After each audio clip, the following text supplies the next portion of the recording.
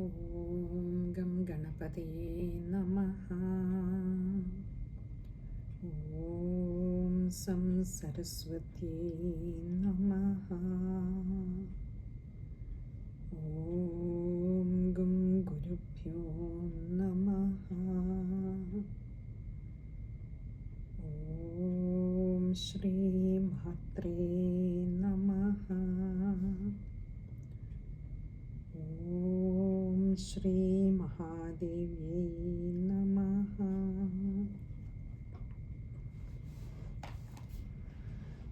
എല്ലാ സജ്ജനങ്ങൾക്കും പാദനമസ്കാരം. നമ്മൾ ലളിതാ സഹസ്രനാമത്തിൻ്റെ പദങ്ങളും പദങ്ങളുടെ അർത്ഥവും ഒക്കെ ഒന്ന് വിചാരം ചെയ്തു പോവുകയായിരുന്നു. ഇന്ന് 91 മുതലുള്ള ശ്ലോകങ്ങളാണ് നോക്കാനുള്ളത്. ആദ്യം 91 ശ്ലോകം നോക്കാം. തത്വാസന തത്വമയി പഞ്ചകോശാന്തരസ്ഥിതാ നിസ്സീമ മഹിമാ നിത്യയൗവനാ മദശാലിനി. തത്വാസന, തത്വത്തെ ആസനമാക്കിയവൾ അല്ലെങ്കിൽ തത്വത്തിൽ സ്ഥിതി ചെയ്യുന്നവൾ. തത്വം എന്ന് പറയുന്നത് തത് ത്വമാണ്, അത് നീയാകുന്നു. ആ ഒരു പരമമായ ജ്ഞാനത്തിൽ, തത്വത്തിൽ സ്ഥിതി ചെയ്യുന്നവളാണ് അമ്മ.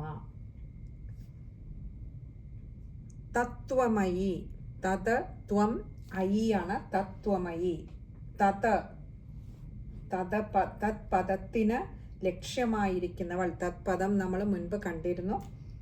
തത് എന്ന് പറഞ്ഞാൽ പരമ്പൊരുൾ അല്ലെങ്കിൽ പരമാത്മസ്വരൂപം. ത്വം, ത്വം എന്ന് പറഞ്ഞാൽ അല്ലയോ അമ്മേ അവിടുന്ന്. അയി, തത്വമയി എന്നുള്ളതിൻ്റെ തത് ത്വം അയി. ഇനി അയി എന്ന് പറഞ്ഞാൽ അവിടെയും അമ്മയെ സംബോധന ചെയ്യുകയാണ്. അല്ലയോ ജഗദംബിക എന്ന അർത്ഥത്തിൽ അവിടെ സംബോധനയാണ്. അവിടെ പഞ്ചകോശാന്തരസ്ഥിത, പഞ്ചകോശങ്ങളുടെ ഉള്ളിൽ സ്ഥിതി ചെയ്യുന്നവൾ. ഇവിടെ പഞ്ചകോശങ്ങൾ എന്ന് പറയുന്നത് തന്ത്രശാസ്ത്ര പ്രകാരം പരംജ്യോതി, പരാ, നിഷ്കള ശാംഭവി, അജവ, മാതൃക എന്നിവയാണ് പഞ്ചകോശങ്ങൾ എന്ന് അറിയപ്പെടുന്നത്. അപ്പോൾ ഈ പഞ്ചകോശങ്ങളുടെ ഉള്ളിൽ സ്ഥിതി ചെയ്യുന്നവൾ. നിസ്സീമ മഹിമ, നിസ്സീമ സീമയില്ലാത്തത്, അതിരില്ലാത്തതായിട്ടുള്ള മഹിമ, മഹിമകളോട് കൂടിയവൾ. നിത്യയൗവന, എല്ലാ കാലങ്ങളിലും യൗവനയുക്തയായവൾ. അമ്മയെ ജരാനരകളൊന്നും തന്നെയും ബാധിക്കുന്നില്ല.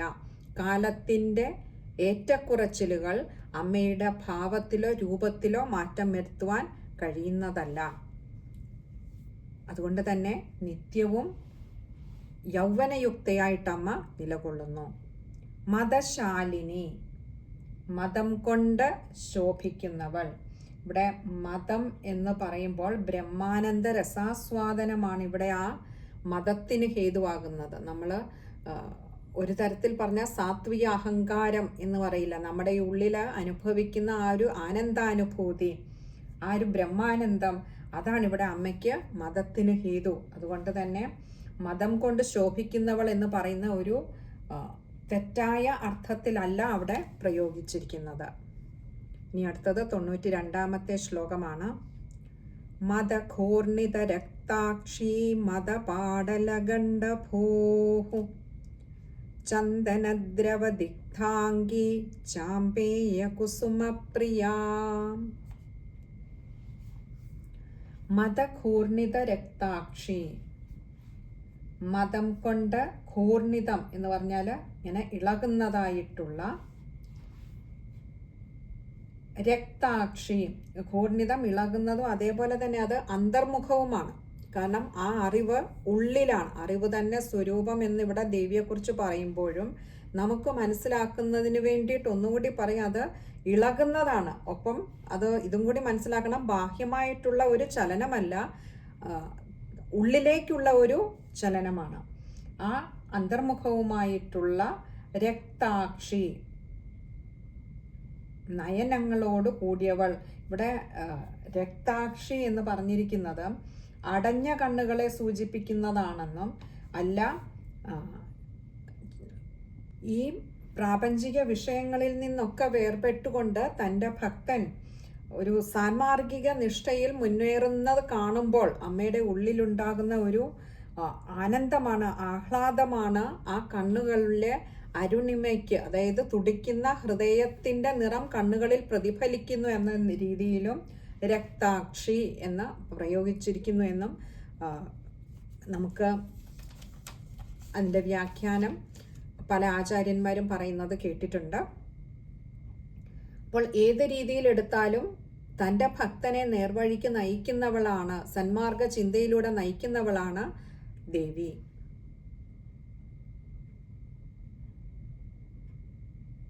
മതപാടല ഗണ്ഡഭൂഹു, അവിടെ ഉകാരം നീട്ടിയെടുക്കേണ്ടതുണ്ട്, ഒപ്പം അവിടെ വിസർഗവുമുണ്ട്. അപ്പോൾ വായിക്കുമ്പോൾ കൂടി ഒന്ന് ശ്രദ്ധിക്കുക.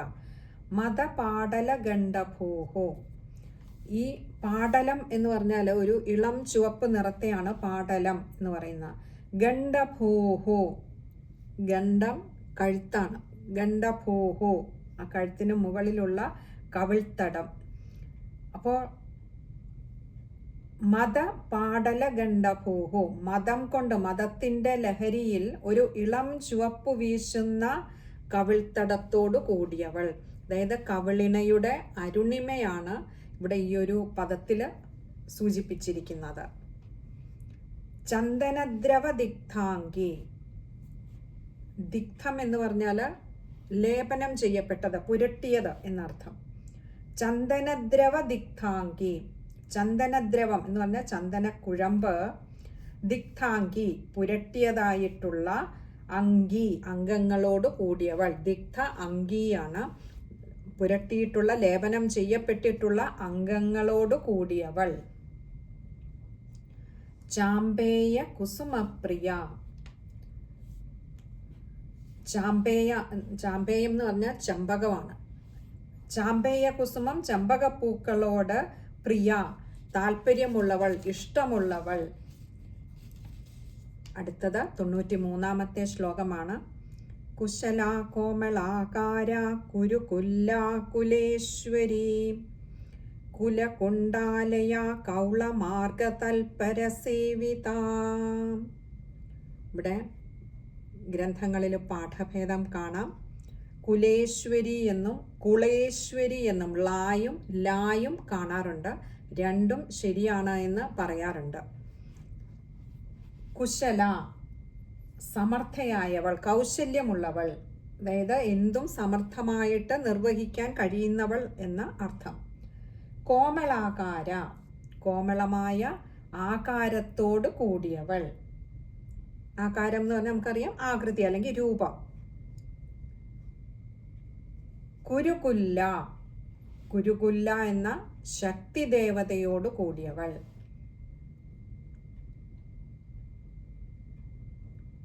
കുലേശ്വരി അല്ലെങ്കിൽ കുളേശ്വരി, കുളങ്ങൾക്ക് ഈശ്വരി ആയവൾ. കുളം എന്ന് പറഞ്ഞാൽ ത്രിപുടി എന്നൊരർത്ഥമുണ്ട്. നമ്മൾ മുൻപ് പറഞ്ഞിരുന്നു, ജ്ഞാതാവ്, ജ്ഞേയം, ജ്ഞാനം, ഇതാണ് ത്രിപുടി എന്ന് പറയുന്നത്. ഇത് മൂന്നും ഒന്നായി ചേരുന്ന അവസ്ഥ. അറിവും അറിയുന്ന ആളും അറിയപ്പെടേണ്ട വസ്തുവും തമ്മിൽ ഭേദമില്ലാതെ ഒന്നായി മാറുക. ഈ ആധ്യാത്മികമായ പാതയിലൂടെ സഞ്ചരിക്കുമ്പോൾ നമുക്കൊരു ലക്ഷ്യം, ഏതോ ഒന്നിനെ അറിയുന്നതിന് വേണ്ടിയിട്ടുള്ള ഒരു ശ്രമമാണ്. എന്നാൽ അവിടേക്ക് എത്തിക്കഴിയുമ്പോൾ ആ അറിവും അറിയുന്ന വസ്തുവും അറിയപ്പെടുന്ന ആളും ഒന്നായിത്തീരും, ഭേദമില്ലാതെയാവുന്നു.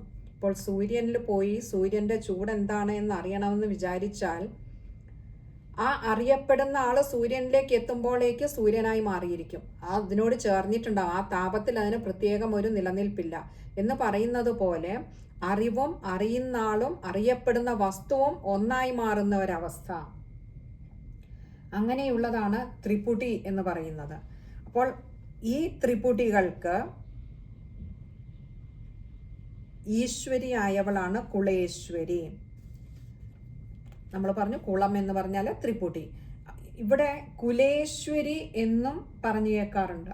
അതിനർത്ഥം കുലങ്ങൾക്ക്, ഇവിടെ ദേവിയാണ് കുലത്തിൻ്റെ നാഥ. ആ കുലത്തിൽ നിന്ന് പുറപ്പെട്ടതാണ് ബാക്കിയുള്ള സർവ ചരാചരങ്ങളും. അപ്പോൾ ആ കുലത്തിന് ഈശ്വരിയായിട്ടുള്ളവൾ, അമ്മയുടെ കടാക്ഷം കൊണ്ടാണ് പിന്നീട് ആ കുലത്തിലുള്ളവരൊക്കെയും രക്ഷിക്കപ്പെടുന്നത്. അതുകൊണ്ട് തന്നെ, അല്ലെങ്കിൽ അമ്മയാണ് പരിപാലിച്ചു കൊള്ളുന്നത്.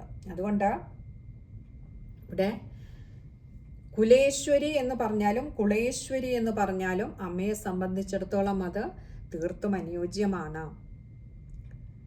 കുളകുണ്ടാലയ, കുളകുണ്ടം ആലയമാക്കിയിട്ടുള്ളവൾ അഥവാ വാസസ്ഥാനം ആക്കിയിട്ടുള്ളവൾ. കുളകുണ്ടം എന്ന് പറഞ്ഞാൽ മൂലാധാര പത്മത്തിലെ മഞ്ചരിയുടെ നടുവിലുള്ള ബിന്ദുവാണ് കുളകുണ്ടം എന്ന് പറയുന്നത്. ആ കുളകുണ്ടത്തിൽ വസിക്കുന്നവൾ എന്ന അർത്ഥം. കൗളമാർഗ തൽപര സേവിത. കൗളം എന്ന് പറഞ്ഞാൽ ഈ കുളത്തെ സംബന്ധിക്കുന്നത് അഥവാ ത്രിപുടിയെ സംബന്ധിക്കുന്നത്. അല്ലെങ്കിൽ ഇവിടെ അത് കുളവുമാകാം കുലവുമാകാം, രണ്ടിനെ സംബന്ധിക്കുന്നത് കൗളമാണ്. അങ്ങനെ ആ കൗളമാർഗത്തിൽ, കൗളമാർഗ തൽപര സേവിത, തൽപരരായവരാൽ പരിസേവിക്കപ്പെടുന്നവർ, ശരിയായ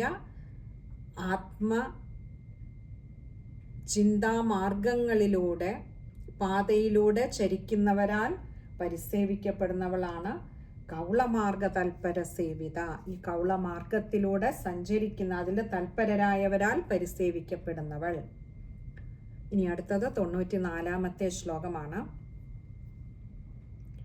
കുമാരഗണനാഥാംബ തുഷ്ടി പുഷ്ടിർമതിർധൃതി ശാന്തി സ്വസ്തിമതി കാന്തിർനന്ദിനി വിഘ്നനാശിനി. കുമാരഗണനാഥാംബ, കുമാരൻ്റെയും, കുമാരൻ എന്ന് പറഞ്ഞാൽ ശ്രീ സുബ്രഹ്മണ്യ ഭഗവാനാണ്. ഗണനാഥൻ്റെയും, ഗണനാഥൻ ഗണപതിയാണ്. അപ്പോൾ ശ്രീ സുബ്രഹ്മണ്യ ഭഗവാന്റെയും ശ്രീ ഗണപതി ഭഗവാന്റെയും അംബ, കുമാര ഗണനാഥ അംബ, അമ്മയായവൾ. തുഷ്ടി അങ്ങനെ സദാ തുഷ്ടിയോടുകൂടി, സന്തുഷ്ടിയോടുകൂടി നിലകൊള്ളുന്നവൾ.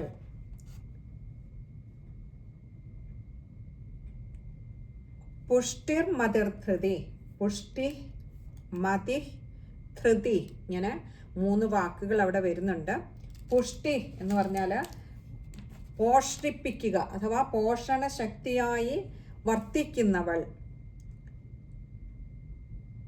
മതി എന്ന് പറഞ്ഞാൽ ബുദ്ധി എന്നാണ് അർത്ഥം. അപ്പോൾ ബുദ്ധി രൂപത്തിൽ സ്ഥിതി ചെയ്യുന്നവൾ അല്ലെങ്കിൽ അറിയുന്നവൾ. നമുക്ക് അറിയുന്നത്, ആ ചൈതന്യത്തെ, ദേവിയെ നമുക്ക് അറിയുന്നതിന് ഒരു പ്രത്യക്ഷ ഭാവം അല്ലെങ്കിൽ പ്രത്യക്ഷത്തിൽ നമുക്ക് അറിയാൻ കഴിയുന്നത് ഒരുപക്ഷെ ബുദ്ധി രൂപേണ വസിക്കുന്നവളായതുകൊണ്ടാണ്.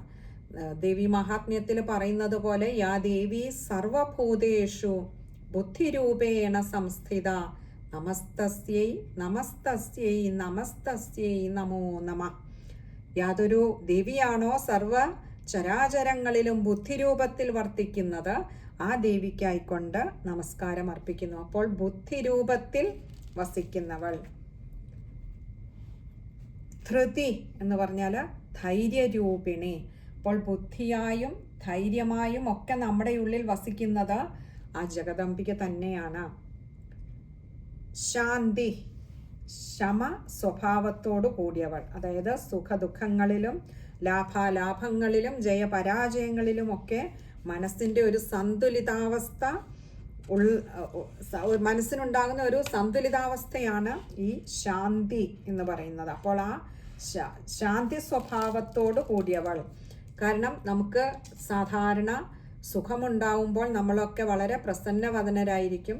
ദുഃഖം വന്നാൽ, എന്തെങ്കിലും ഒരു നഷ്ടം വന്നോന്നിരിക്കട്ടെ, ലാഭമുണ്ടാകുമ്പോൾ സന്തോഷിക്കുകയും നഷ്ടം വരുമ്പോൾ ദുഃഖിക്കുകയും ചെയ്യുന്ന പ്രകൃതമാണ് പൊതുവെ മനുഷ്യൻ്റെ. എന്നാൽ അവയെ രണ്ടിനെയും ഒരേ ഭാവത്തോടുകൂടി, ലാഭാലാഭങ്ങളെയും സുഖദുഃഖങ്ങളെയും ഒക്കെ ഒരേ ഭാവത്തോടുകൂടി കാണാൻ കഴിയുന്ന ഒരു മാനസികാവസ്ഥ, ആ മാനസികാവസ്ഥ മാത്രമേ നമുക്ക് ശാന്തിയെ പ്രദാനം ചെയ്യുകയുള്ളൂ. അപ്പോൾ മാത്രമേ മനസ്സ് ശാന്തമാവുകയുള്ളൂ.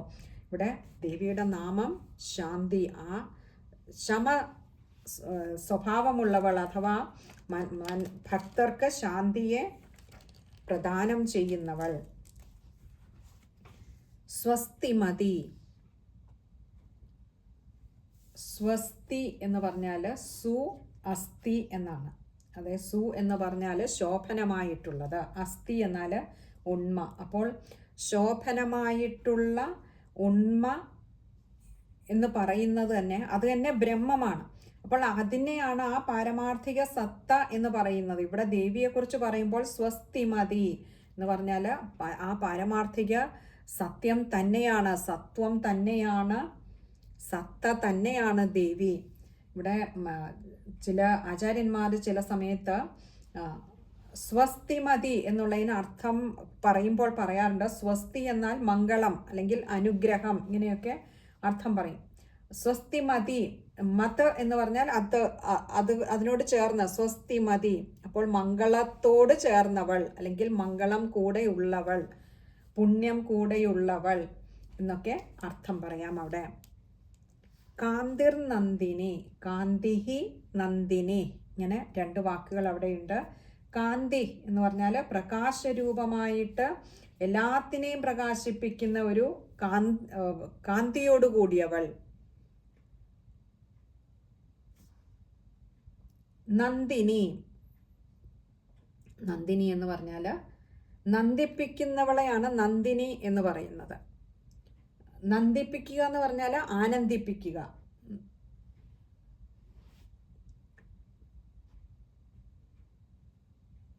വിഘ്നനാശിനി, വിഘ്നങ്ങളെ നശിപ്പിക്കുന്നവൾ. ഇനി അടുത്തത് 95-ാമത്തെ ശ്ലോകമാണ്. തേജോവതി ത്രിനയനാ ലോലാക്ഷി കാമരൂപിണി മാലിനി ഹംസിനി മാതാ മലയാചലവാസിനി. തേജോവതി, തേജസ്സുറ്റവൾ അല്ലെങ്കിൽ തേജസ്സിന് ആധാരഭൂതയായവൾ.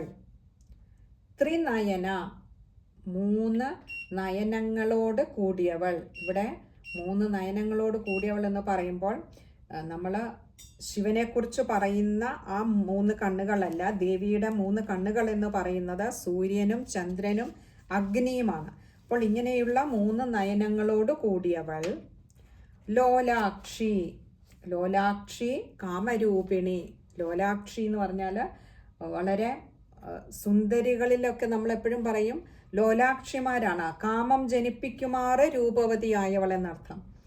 കാമരൂപിണി, ആ ഒരു കാമഭാവത്തെ സ്വയം വഹിക്കുന്നവൾ, അത് തന്നെ രൂപമായി കൊണ്ട് നടക്കുന്നവൾ. മാലിനി, മാലയണിഞ്ഞവൾ. ഇവിടെ അമ്മയുടെ മാലയെക്കുറിച്ച് പറയുമ്പോൾ ജഗദംബിയുടെ മാല പറയാറുണ്ട്, അക്ഷമാല അണിയുന്നവളാണ് ദേവിയെന്ന്. അക്ഷമാല എന്ന് പറഞ്ഞാൽ 51 അക്ഷരങ്ങളാകുന്ന മാലയെ ധരിക്കുന്നവളാണ് ദേവി. ഹംസിനി, ഹംസന്മാരെന്ന യതിശ്രേഷ്ഠന്മാര് ദേവിയിൽ നിന്ന് അഭിന്നരായി വർത്തിക്കുകയുണ്ട്. അതായത് ദേവിയോട് ചേർന്ന് തന്നെ നിന്ന് വർത്തിക്കുന്നവരാണ്. ദേവിയിൽ നിന്ന് മാറി അവർക്കൊരു ലോകമില്ലാത്തത് കൊണ്ട് തന്നെ അങ്ങനെ ഹംസന്മാരായിട്ടുള്ളവരാൽ സേവിക്കപ്പെടുന്നത് കൊണ്ട്, ദേവിയോട് തന്നെ ചേർന്ന് നിൽക്കുന്നത് കൊണ്ട് ദേവിയെ ഹംസിനി എന്നും പറയുന്നു. മാതാ, ജഗന്മാതാവായുള്ളവൾ. മലയാചലവാസിനി, മലയാചലത്തിൽ അഥവാ മലയപർവ്വതത്തിൽ വസിക്കുന്നവൾ. ഇനി അടുത്തത് 96-ാമത്തെ ശ്ലോകമാണ്.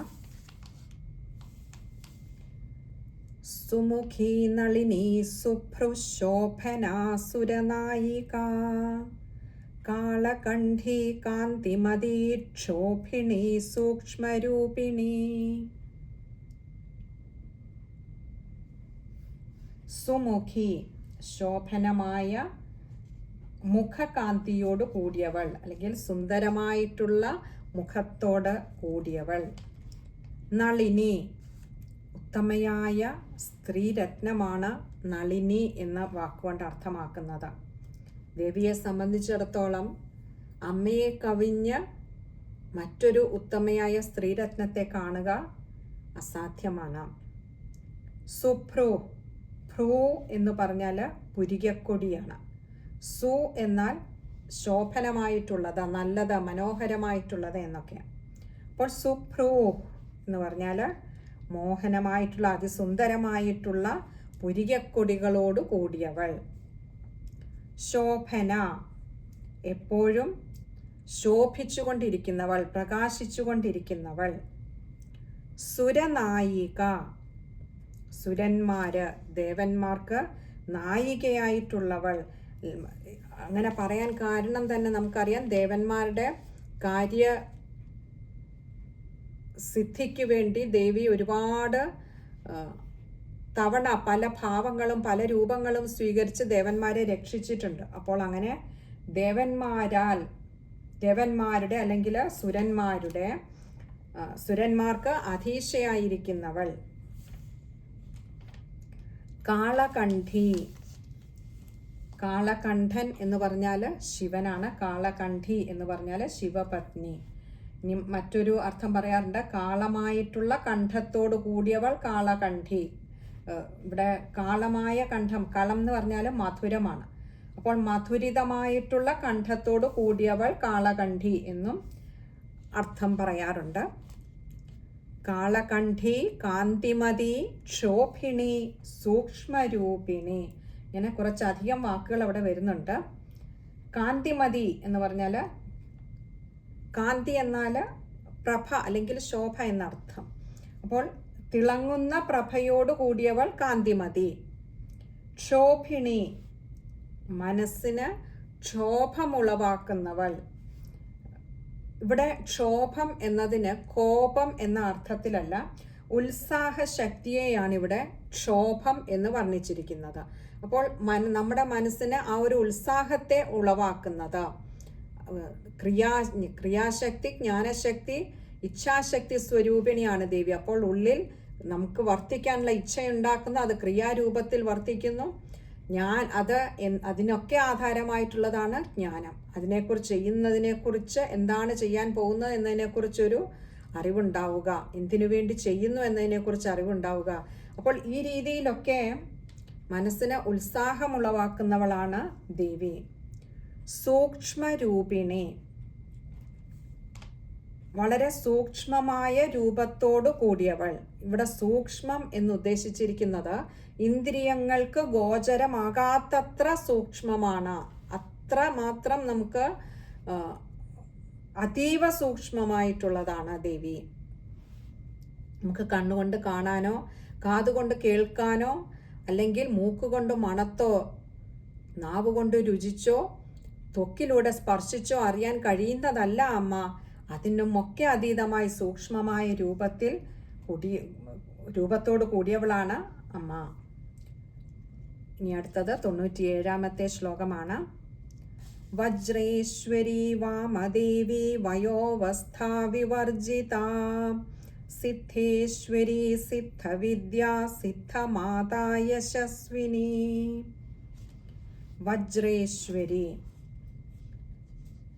വജ്രേശ്വരി എന്ന് പറയുന്നത് നമ്മൾ ദിനനിത്യ ദേവതകളിൽ ഷഷ്ഠിയുടെ അതിദേവതയാണ് വജ്രേശ്വരി. നമ്മൾ പറഞ്ഞിരുന്നു, പ്രഥമ തൊട്ടുള്ള തിഥികളൊക്കെ എടുത്ത് അതാതിൻ്റെ ഓരോന്നിനും അതാതിൻ്റെ അധിഷ്ഠാന ദേവതകളുണ്ട്. മുമ്പ് നമ്മളൊരു ശ്ലോകത്തിൽ അത് വ്യക്തമാക്കിയതാണ്.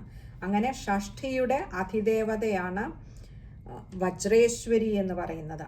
ആ ദേവതയുടെ രൂപത്തോട് കൂടിയവൾ എന്നർത്ഥം വജ്രേശ്വരി.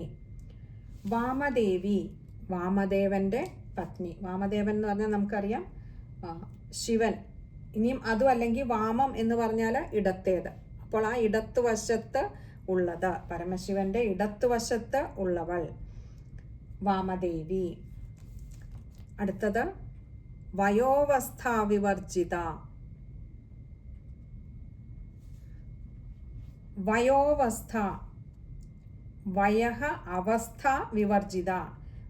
എന്ന് പറഞ്ഞാൽ വയസ്സിൻ്റെ പ്രായമായതിൻ്റെതായുള്ള മാറുന്നതിൻ്റെതായിട്ടുള്ള, അതായത് ഓരോ കാലഘട്ടത്തിലും നമുക്ക് നമ്മുടെ തന്നെ രൂപത്തിന് വ്യതിയാനം വരുന്നുണ്ട്. നമ്മൾ ജനിക്കുന്ന സമയത്തെ ആ രൂപത്തിൽ നിന്നും ഓരോ നിമിഷം കഴിയുന്തോറും നമ്മുടെ ഉള്ളിൽ ആ ഒരു ഭേദം വരുന്നുണ്ട്. എന്നാൽ ഇവിടെ ആകട്ടെ അമ്മയ്ക്ക് പ്രായത്തിൻ്റെതായിട്ടുള്ള ഭേദങ്ങൾക്ക് വിവർജിത, അതീതയായുള്ളവൾ. അതായത് ഇതിനൊന്നിനും അമ്മയിൽ മാറ്റം വരുത്തുവാൻ കഴിയുന്നതല്ല. സിദ്ധേശ്വരി, സിദ്ധന്മാർക്ക്, അതായത് ഗോരക്ഷാദി കർമ്മങ്ങൾ ചെയ്യുന്ന സിദ്ധന്മാർക്ക് ഈശ്വരിയായവൾ, അല്ലെങ്കിൽ സിദ്ധന്മാരാൽ പൂജിക്കപ്പെട്ടവൾ. സിദ്ധവിദ്യ സ്വരൂപിണിയായവൾ. സിദ്ധവിദ്യ എന്ന് പറയുന്നത് പഞ്ചദശി മന്ത്രത്തെയും ഒക്കെയാണ് സിദ്ധവിദ്യ എന്ന് പറയുന്നത്. അപ്പോൾ ആ സിദ്ധവിദ്യ സ്വരൂപിണിയായവൾ. സിദ്ധമാത,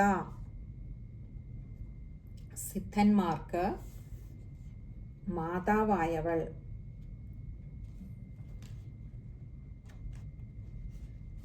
യശസ്വിനി, യശസ് എന്ന് പറഞ്ഞാൽ കീർത്തിയാണ്. യശസ്വിനി, അതുല്യമായിട്ടുള്ള കീർത്തിയോട് കൂടിയവളാണ് യശസ്വിനി.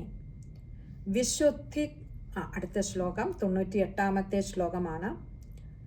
വിശുദ്ധി ചക്ര നിലയാ രക്തവർണാ ത്രിലോചന ഖഡ്വാംഗാദി പ്രഹരണ വദനൈക സമന്വിത.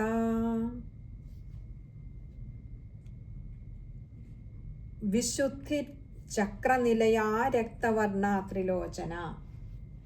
വിശുദ്ധി ചക്രനിലയ, വിശുദ്ധി ചക്രത്തിൽ അധിവസിക്കുന്നവൾ. നമ്മുടെ ഷഡാധാരങ്ങളിൽ കണ്ഠദേശസ്ഥമായിട്ടുള്ള 5-ാമത്തെ ചക്രമാണ് വിശുദ്ധി എന്ന് പറയുന്നത്. അവിടെ സ്ഥിതി ചെയ്യുന്ന ദേവി എന്നാണ് വിശുദ്ധി ചക്രത്തിൽ അധിവസിക്കുന്നവൾ എന്നതുകൊണ്ട് അർത്ഥമാക്കുന്നത്. വിശുദ്ധി ചക്രനിലയ ആരക്തവർണ, അവിടെ ആരക്തവർണ എന്ന് പറഞ്ഞാൽ ഈഷദ് രക്തവർണത്തോട് കൂടിയവൾ എന്നാണ് അവിടെ അതിനർത്ഥം വരുന്നത്. അതായത് ആ എന്ന ഉപസർഗത്തിന് ഈഷദ് അല്പം എന്നൊക്കെ ഇവിടെ അർത്ഥം. അപ്പോൾ പൂർണ്ണമായും ഒരു ചുവന്ന നിറം എന്നല്ല, ഒരു ഇളം ചുവപ്പ് നിറം, അതായത് അല്പം മാത്രം ചുവപ്പ് നിറത്തോട് കൂടിയവൾ എന്ന് പറഞ്ഞാൽ ഒരു ഇളം ചുവപ്പ് നിറത്തോട് കൂടിയവൾ. ത്രിലോചന,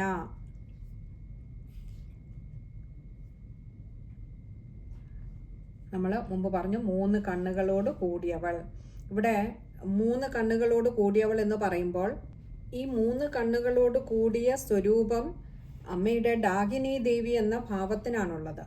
ആ ഡാകിനി ദേവിയുടെ 3 കണ്ണുകളെ പറയുമ്പോൾ നമ്മൾ സൂര്യചന്ദ്രാഗ്നികളെ മാത്രമായിട്ടല്ല, ആചാര്യന്മാര് ഭൂതവർത്തമാന ഭാവിയും ഇവിടെ ദേവിയുടെ കണ്ണുകളായിട്ട് 3 കണ്ണുകളായിട്ട് പറയാറുണ്ട്. ഖഡ്വാംഗാദി പ്രഹരണ, പ്രഹരണം എന്ന് പറഞ്ഞാൽ ആയുധം. ഖഡ്വാംഗം എന്ന് പറഞ്ഞാൽ അറ്റത്ത് തലയോട് ഘടിപ്പിച്ചിരിക്കുന്ന ഒരു തരം ഗദയെയാണ് ഖഡ്വാംഗം. അതായത് അമ്മയുടെ ആ ഒരു രൗദ്രഭാവമാണ്, അതുകൊണ്ടാണ് തലയോട് ഘടിപ്പിച്ചിരിക്കുന്നത്. അപ്പോൾ അങ്ങനെ ഖഡ്വാംഗം തുടങ്ങിയ ഖഡ്വാംഗ ആദി പ്രഹരണം ആയുധം. അപ്പോൾ ഖഡ്വാംഗം ആദിയായിട്ടുള്ള തുടങ്ങിയവയായിട്ടുള്ള ആയുധങ്ങൾ ധരിച്ചവളാണ് ദേവി. ഈ ഖഡ്വാംഗം എന്ന് പറയുന്നത് ശിവന്റെ ആയുധമായിട്ടും പറയാറുണ്ട്. അതുപോലെ ആദി എന്നുള്ളത് കൊണ്ട് ശൂലം, ദണ്ഡം തുടങ്ങിയ വാൾ തുടങ്ങിയ ആയുധങ്ങളെ കൂടിയും ഉദ്ദേശിക്കുന്നതായിട്ട് ആചാര്യന്മാർ പറയാറുണ്ട്. അപ്പോൾ ഈ ആയുധങ്ങളെല്ലാം ദേവിയോടൊപ്പം ഉണ്ട് എന്നർത്ഥം. വദനൈക സമന്വിത, വദന ഏക സമന്വിത, ഏകവദന ഒരേ ഒരു മുഖത്തോട് സമന്വിത കൂടിയവൾ. ഇനിയും 99-ാമത്തെ ശ്ലോകമാണ്. പായസാന്ന പ്രിയാത്വക്സ്ഥ പശുലോക ഭയങ്കരീ അമൃതാദിമഹാശക്തി സംവൃതാടാകിനീശ്വരീ. പായസ അന്നപ്രിയ. പായസ അന്നം, പായസം എന്ന മധുരമുള്ള അന്നത്തിൽ പ്രിയ, പ്രത്യേകം പ്രിയമുള്ളവൾ, താല്പര്യമുള്ളവൾ. ത്വക്സ്ഥ. ത്വക്ക് എന്ന ഇന്ദ്രിയത്തിൽ സ്ഥിതി ചെയ്യുന്നവൾ. ത്വക്സ്ഥ. പശുലോക ഭയങ്കരി. പശു എന്നതുകൊണ്ട് ഇവിടെ ഈ സംസാരിയായിട്ടുള്ള ജീവനെയാണ് സൂചിപ്പിക്കുന്നത്. അപ്പോൾ പശുലോകം എന്നതുകൊണ്ട് സംസാരലോകം എന്ന അർത്ഥം. അപ്പോൾ ഈ സംസാരികൾക്ക്, പശുലോകികൾക്ക് ഭയങ്കരി, ഭയത്തെ ഉളവാക്കുന്നവൾ. കാരണം ഭയം എന്നത് ഈ ജീവന് ഈ സംസാര സാഗരത്തിൽ പെടുമ്പോൾ മാത്രമേ ഉണ്ടാകുന്നുള്ളൂ. ആ ഉണ്ടാകുന്നത് മായാഭഗവതിയായിട്ടുള്ള അമ്മയുടെ ഒരു ലീലയാണ്, അല്ലെങ്കിൽ അമ്മയാണ് ആ ഭയത്തെ ജനിപ്പിക്കുന്നത് എന്ന് ഈ സംസാര ബന്ധനം വിട്ട് ഈ ജീവൻ മുക്തനാവുന്നുവോ അവിടെ പിന്നെ അഭയത്തിൻ്റെ ലോകമാണ്, ഭയമില്ലാത്ത ഒരവസ്ഥയാണ് പിന്നത്. അമൃതാദി മഹാശക്തി സംവൃത. അമൃത ആദി മഹാശക്തി സംവൃത. അമൃത ആദികളായിട്ടുള്ള മഹാശക്തി ദേവതകളാൽ സംവൃത എന്ന് പറഞ്ഞാൽ ആവരണം ചെയ്യപ്പെട്ടിരിക്കുന്നവൾ. ഇവിടെ അമ്മയോടൊപ്പം 16 ശക്തി ദേവതകൾ ഉള്ളതായിട്ട് പറയാറുണ്ട്. അമൃത, ആകർഷിണി, ഇന്ദ്രാണി, ഈശാനി, ഉമ, ഊർധ്വകേശി, രുദ്ര, രികര, ലികര, ലുകര, ഏകപാദ, ഐശ്വര്യാത്മിക, ഓങ്കാര, ഔഷധി, അംബിക, അക്ഷര എന്നിങ്ങനെ 16 മഹാശക്തികളാൽ ആവരണം ചെയ്യപ്പെട്ടിരിക്കുന്നവളാണ് അമ്മ. അതായത് അമ്മയുടെ ചുറ്റിനും ഈ 16 മഹാശക്തികളും സദാ ഉണ്ടാവും. അങ്ങനെയുള്ളവൾ ജഗദംബിക. ഡാകിനീശ്വരി. ഡാകിനി ഇവിടെ നമ്മൾ മുൻപ് പറഞ്ഞിരുന്നു. ഈ ഡാകിനീശ്വരി എന്ന് പറയുന്നത് നമ്മൾ അമ്മയുടെ ആ വിശുദ്ധി ചക്ര നിലയത്തിൽ അധിവസിക്കുന്നവളായിട്ടുള്ള ആ ഒരു ഇളം ചുവപ്പ് നിറത്തോടു കൂടിയ ഒരു രൂപത്തെക്കുറിച്ചാണ് പറഞ്ഞു വന്നിരുന്നത്. ആ രൂപത്തിൽ അധിവസിക്കുന്ന ഭാവത്തെയാണ് ഡാകിനീശ്വരി എന്ന് പറയുന്നത്. ഇനി അടുത്തത് 100ാമത്തെ ശ്ലോകമാണ്. അനാഹതാബ്ജ നിലയാ ശ്യാമാ ഭാവദനദ്വയാ ദംഷ്ട്രോജ്വലാക്ഷമാലാദിധരാ രുധിര സംസ്ഥിത. അനാഹതാബ്ജ നിലയ.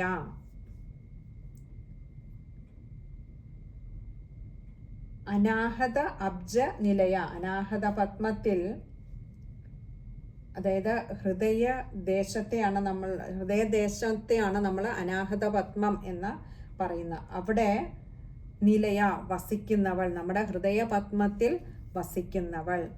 ശ്യാമാഭ. ശ്യാമം എന്ന് പറഞ്ഞാൽ ശ്യാമനിറം എന്ന് പറഞ്ഞാൽ കറുത്ത നിറം. ശ്യാമാഭ, കറുത്ത നിറത്തിൻ്റെ ശോഭയോടുകൂടി വിളങ്ങുന്നവൾ. വദനദ്വയ, 2 മുഖങ്ങൾ ഉള്ളവൾ. ഇവിടെ 2 മുഖങ്ങൾ എന്ന് ഉദ്ദേശിച്ചിരിക്കുന്നത് അമ്മയെ സംബന്ധിച്ചിടത്തോളം ഈ ദ്വന്ദ്വഭാവം അമ്മയ്ക്ക് ഇല്ല. എന്നാലോ ഇതിനെ രണ്ടിനെയും അമ്മ ഉൾക്കൊള്ളുകയും ചെയ്യുന്നുണ്ട്. സുഖമായാലും ദുഃഖമായാലും തണുപ്പായാലും ചൂടായാലും അങ്ങനെ എന്ന് വേണ്ട,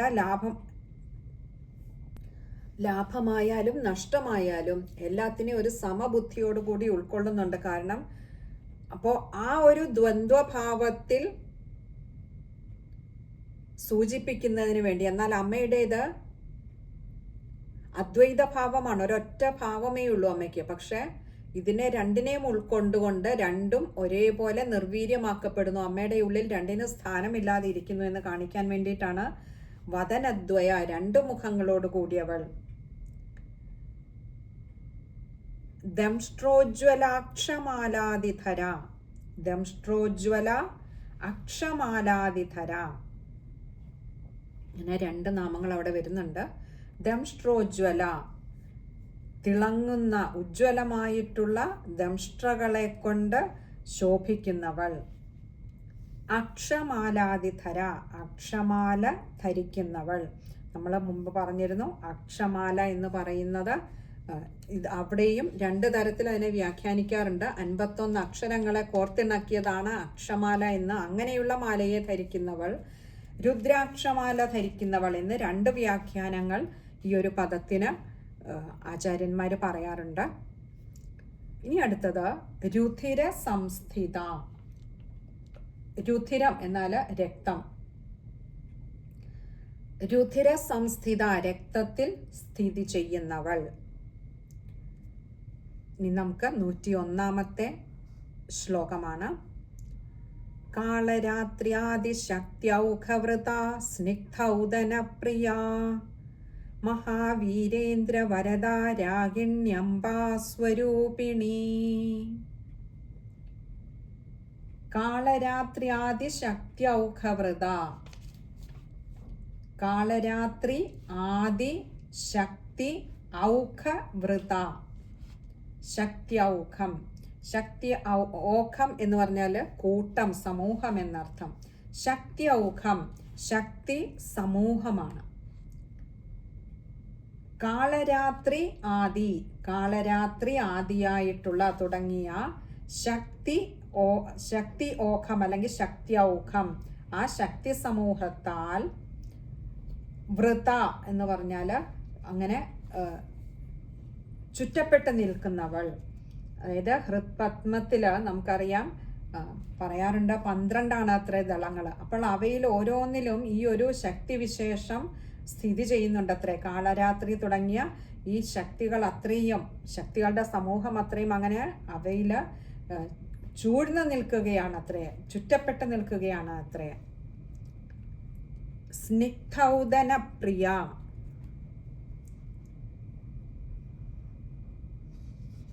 സ്നിഗ്ധ ഓദന പ്രിയാണ്.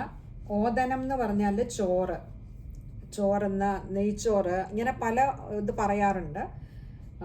നെയ്യ്, എണ്ണ തുടങ്ങിയവയൊക്കെ വെച്ചുണ്ടാക്കുന്ന ആ ഒരു ദ്രവ്യങ്ങളെയൊക്കെയാണ് സാധാരണ ഓദനം എന്ന് പറയുന്നത്. അപ്പോൾ സ്നിഗ്ധൗദന പ്രിയ, നെയ്യ്, എണ്ണ തുടങ്ങിയ ഓദനങ്ങൾ, അതായത് ആ സ്നേഹദ്രവ്യങ്ങളൊക്കെ അടങ്ങിയ ഭക്ഷണത്തിൽ പ്രിയമുള്ളവൾ. മഹാവീരേന്ദ്ര വരദ, മഹാവീരന്മാരായിട്ടുള്ള യോദ്ധാക്കൾക്ക് വരദ, വരങ്ങൾ ദാനം ചെയ്യുന്നവൾ. രാഗിണ്യംബാ സ്വരൂപിണി. ഇവിടെ രാഗിണ്യംബ എന്ന് പറഞ്ഞിരിക്കുന്നത് നമ്മൾ ഈ കഴിഞ്ഞ കുറച്ച് അമ്മയുടെ നാമങ്ങളിലായിട്ട് അനാഹതാബ്ജ നിലയായിട്ടുള്ള ദേവിയെ വർണ്ണിച്ച് ഇപ്പോൾ ഏറ്റവും ഒടുവിൽ മഹാവീരന്മാരായിട്ടുള്ള യോദ്ധാക്കൾക്ക് വരങ്ങൾ ദാനം ചെയ്യുന്നവൾ എന്ന് പറഞ്ഞു നിർത്തിയ ആ ഒരു രൂപത്തോട് കൂടിയവൾ. ആ ഒരു രൂപം ഏതൊരു ഭാവത്തിലാണോ അമ്മ ഇത്രയും അനുഗ്രഹങ്ങൾ, ഇത്രയും കർമ്മങ്ങൾ ചെയ്യുന്നത്, അല്ലെങ്കിൽ ഇത്രയേറെ അമ്മ നമ്മൾ പറഞ്ഞ പോലെ അക്ഷമാല ധരിച്ച ഉഗ്രമായ ദംഷ്ട്രകളെ കൊണ്ട് 2 മുഖങ്ങളോടുകൂടിയ കറുത്ത നിറമുള്ള ആ രൂപത്തെയാണ് രാഗിണി സ്വരൂപം എന്ന് പറയുന്നത്. അപ്പോൾ രാഗിണ്യംബാ സ്വരൂപിണി. അമ്പ എന്നാൽ അമ്മ, അതായത് അമ്മ തന്നെയാണ് ഈ ഒരു രൂപത്തിൽ വരുന്നത്. ഇനി അടുത്തത് 102-ാമത്തെ ശ്ലോകമാണ്. അത് നമുക്ക് അമ്മ അനുഗ്രഹിച്ചാൽ അടുത്ത സത്സംഗത്തിൽ കാണാമെന്ന് കരുതുന്നു. ഹരേ കൃഷ്ണ. സർവത്ര ദേവീ നാമ സങ്കീർത്തനം. ശ്രീ മഹാദേവ്യൈ നമഃ.